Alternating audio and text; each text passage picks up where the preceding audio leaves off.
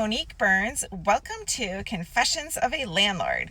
Today, I'm going to confess 3 reasons why I used to be not very good at collecting rent. I actually thought I was pretty good. That's pretty sad. Until I'm going to tell you later what I did to solve all this stuff. Well, I'll talk about it as I talk. So, one of the reasons I would give is consistency. When you're a landlord, you're usually busy, and when we started, we had a floor covering business. I had at the time we started buying houses, I was having 3 children and working in our floor covering store. And so I didn't focus on just my houses. If that had been all I was doing, I would have been a lot better.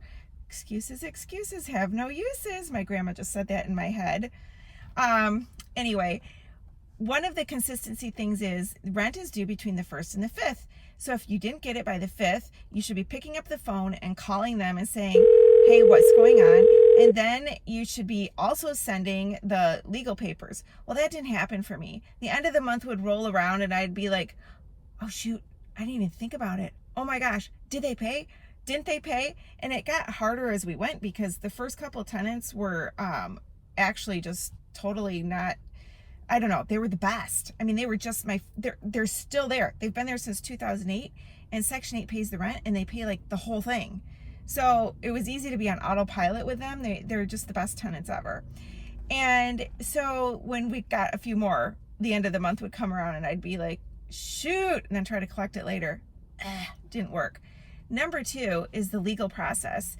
When they didn't pay and I finally did notice and did call them, they would have a pretty darn good excuse, and I would panic about it and think, okay, well, it'd be really awful of me now to be sending them to court when they told me that they're going to pay and they gave me a date and they gave me a reason. I can't do it now.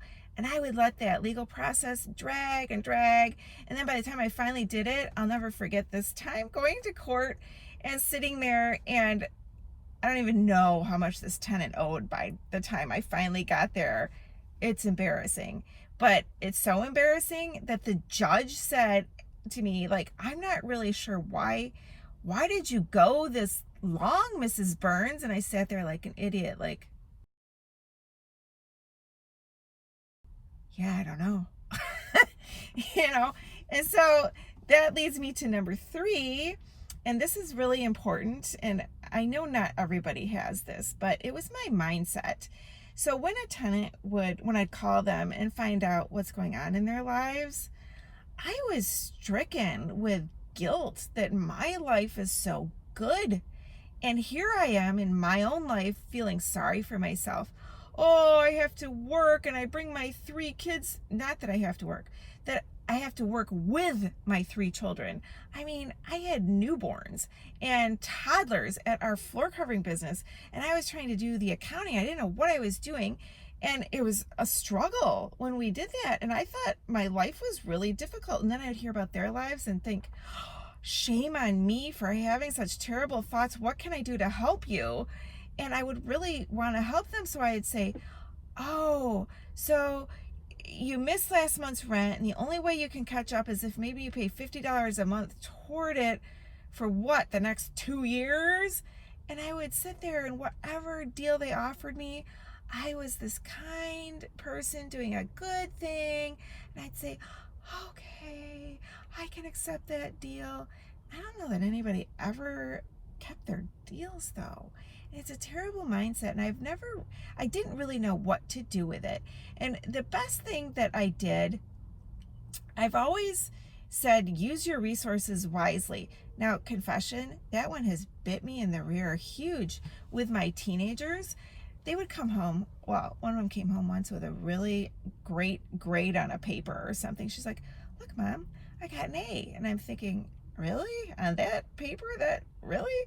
And she said, yeah, I did what you said. I used my resources wisely. I hired someone else to do it for me. I'm like, no. That's cheating. Let's talk about use your resources wisely and ethics. Oh my gosh. But I have always known things like, I'm not always right. And I think it's good to know that there's a lot of power in that. And there's a lot of people that might have better ideas about things. And so when we went from just my husband and I managing our own properties to starting a property management company, I had to hire somebody. It was just too much to do. And the person that I hired, she's good. Man, she is really, really good. And I asked her the other day when I was thinking about making this video, like, how do you do it? Because don't you feel badly for them, you know? I mean, their life is so much worse than the person who owns the house, which, you know, is it, isn't it? I mean, we all have struggles, right? But I don't know. And I told her what went through my head, and she's like, no, that is just not what goes through her head. And I'll tell you, since I hired her, my collections are probably the best in the whole city of Detroit. She is phenomenal. She has a gift, and she's more serious than I am, I think. No, she's not. She laughs too. So she works for me. Her name is Cynthia. And so in my next video, I'm going to sabotage her. And I'm not going to give her a chance because I think she likes everything in order. She's very structured, which I'm not so much, you know, like she's really good at number one, what I said. And she's really good at number two, about keeping up with the legal process.